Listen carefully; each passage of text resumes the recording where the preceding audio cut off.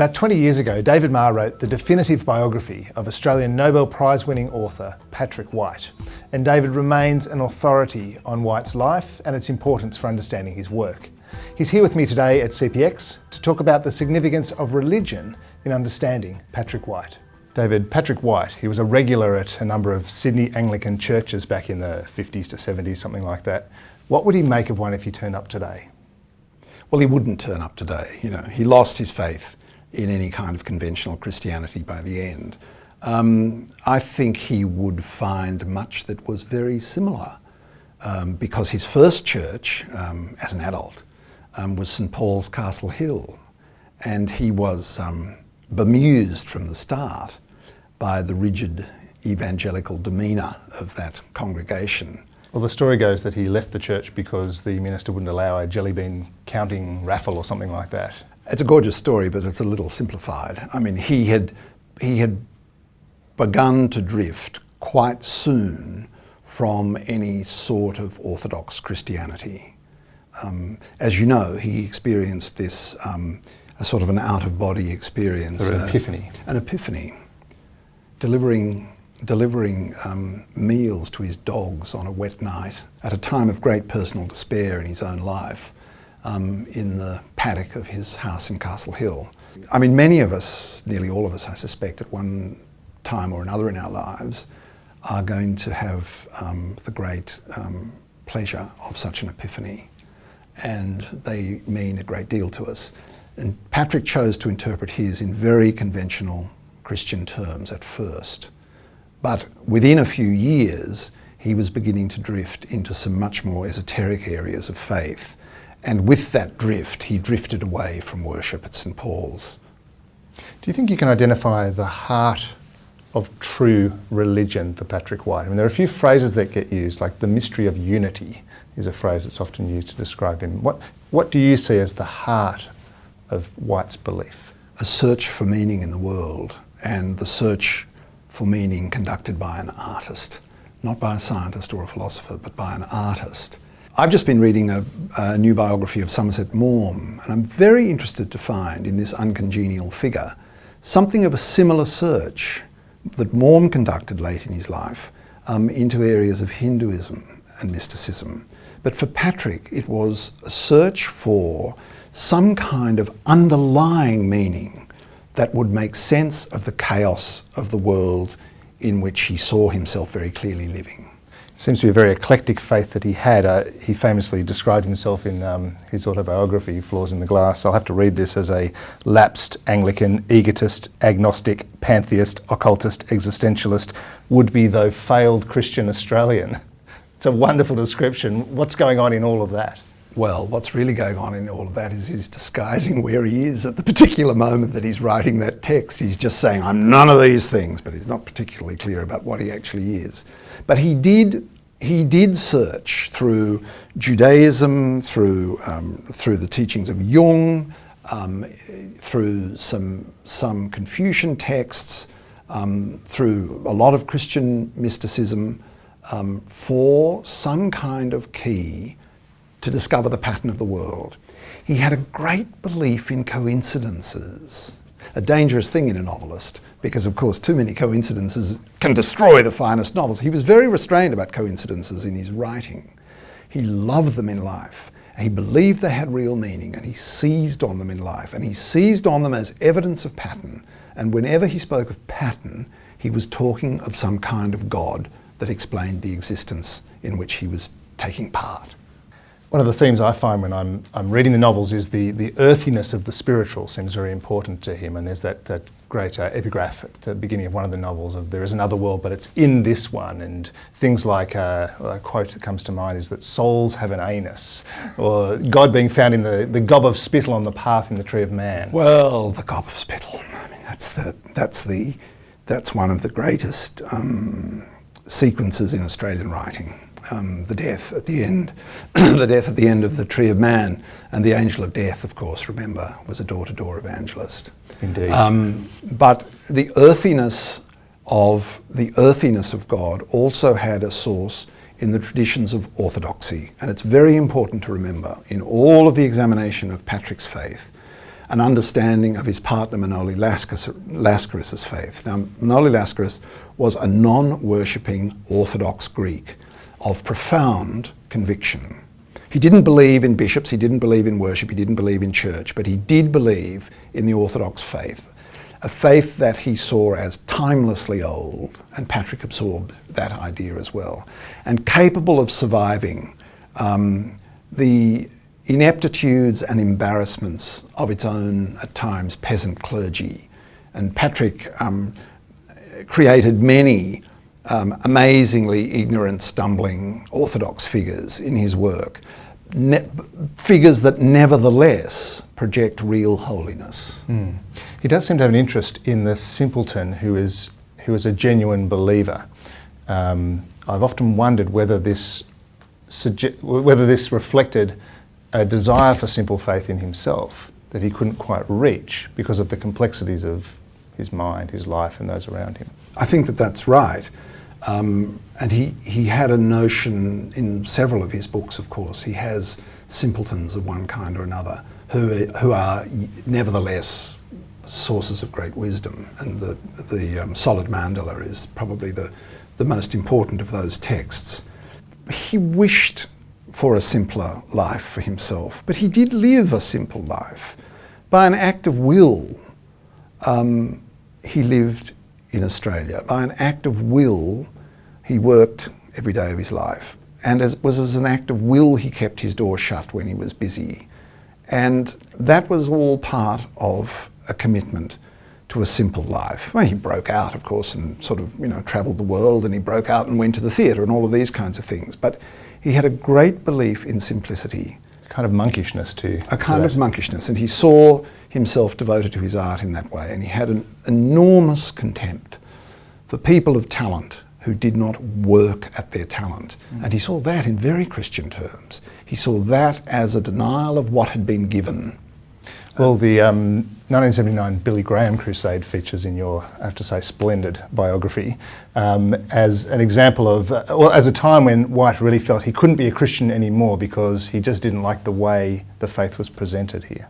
Yes, he found that completely uncongenial, that sort of emotive ranting, really. It was sort of religion as opera in a way. But Patrick, by that stage, was on another search. And this is the search that comes to fruition in the Twyborn Affair.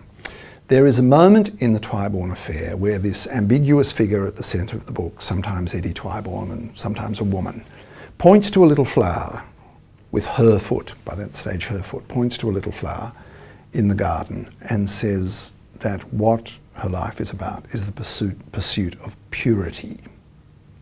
Now that was very, very important for Patrick. The pursuit of purity. Moral purity? Yes, moral purity, a purity of life, a purity of work, and a purity of spirit, which he knew he did not have. He knew that he was a turbulent man, full of an enormous amount of hatred and anger and love, in a heterogeneous, complete mishmash. And he wanted to be a good person. And his books are all about the defining and pursuing the good. And one of the things that makes them uncongenial to many in modern audiences is that they're not about the pursuit of happiness. They are about the pursuit of good. This is a very serious task. And good, towards the end of his life, certainly by the time that Billy Graham was back in Sydney ranting, was about the pursuit of purity. It's interesting to me that there's that awareness of the impurity in him, and yet the Christian message has always been that forgiveness is available for those who are impure through the death of Christ. And yet White seemed to say that he couldn't be forgiven because he couldn't forgive. He was such a great hater. He felt if he couldn't sign up to the basic precepts, he could hardly expect to get the basic advantages of Christianity. And as an old man, he never suggested to me that he had much hope of a conventional salvation. He thought there was something there, and in his last weeks we had a brief conversation. At one stage there was a New Testament beside his bed, and I said, "Are you reading it?" And he said, no, I'm mostly reading cookbooks these days. And then he paused and he said, but you know, I'll soon find out. Do you think he understood grace? I mean, the Christian teaching of grace, of undeserved favour to the sinner. I think he did, because I think he saw himself as having been given grace of various kinds. I think he saw his talent as a kind of grace. And he also saw, above all else, I think, that his discovery of Manoli Lascaris was the great moment of grace in his entire existence. Now, it is hard, particularly in the decades in which he was living, to have much truck with conventional Christianity when he saw as the greatest act of grace his partner, and their partnership remained in the most formal terms, you know, condemned, execrated, despised. Though, of course, by the time Patrick died, they were amongst the most famous married couples in Australia. But nevertheless, for him to have maintained a conventional Christian faith while at the same time believing that his relationship with Manoli Lascaris was the central act of grace of his life would have been impossible, I think. But for him, was homosexuality a core issue of faith? It doesn't seem to me that it was. Well, no, because he defined himself away from it. And he was in so many ways an Edwardian, and he was an Edwardian in this as well. He lived by the don't ask, don't tell rules of high society of the empire. But that didn't solve the problem of candour with the public, which he finally solved with his memoir Flaws in the Glass, and he was very glad to do so. But he just thought that Christian bigotry about homosexuality was really just beneath contempt. And he wasn't going to judge Christianity for it. But it's very hard to live in the Sydney diocese of the Anglican Church and be a happy worshipper when you're in a long-term and highly satisfying homosexual relationship. It's just not possible with any dignity, I don't believe. I'm talking with David Marr about the work of Patrick White and its relationship with religion. David, we've talked a lot about the religious dimensions of White's life. What about his work? I mean, do you see religion, theology as central to a proper understanding of his work, or are you with the other camp that suggests it's just peripheral? No, it's not peripheral. It's to understand White's work, you have to grasp that from the time of the Tree of Man in the mid-1950s onwards to the end of his life, the fundamental questions of goodness, grace, the creation of the world, the existence of a deity, and the nature of spirituality are integral to all of his work. Now, I think that some commentators on White's work make the mistake of trying to systematize his belief and trying to find some kind of sameness in what he believed in 1956 and what he believed in 1986. It's not fair to many of us, let alone an artist. And it's really unfair to White because it leaves you in some extremely dark and strange corners. His beliefs shifted as he inquired, as he read, as he experienced, as he doubted, as he loved and as he hated. His beliefs shifted greatly. But always in his work is the search for the good. And he despises in his work people who are merely happy. And it can make his work a little forbidding. In your view, how important is he for that religious sensibility in Australian literature? I mean, did he change the landscape dramatically in that sense? There's a wonderful expression in, is it geography or geology, a monadnock. Don't know it. You're on your own here. And badly pronounced by me. But what it means is it's a mountain all on its own in a landscape. And in many ways, White is such a thing. And yes, he does have followers of a kind, and he was enormously influential in opening up whole new areas of inquiry in Australian fiction.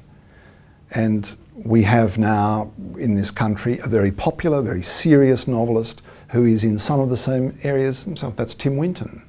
And Winton's work is also investigating many of these kind of underlying questions of the shape of the world, the nature of goodness that White himself explored. He has followers in the United States. Annie Proulx is a huge fan of Patrick White's. And she very sweetly gave me a little blurb for the edition of Patrick White's Letters when it was published in America. She's really keen Patrick Whitean. And knowing that, have another look at the shipping news and you just look at it. There are just slabs of the same kind of elevated but deeply serious rhetorical inquiry into what people tell us about the divine.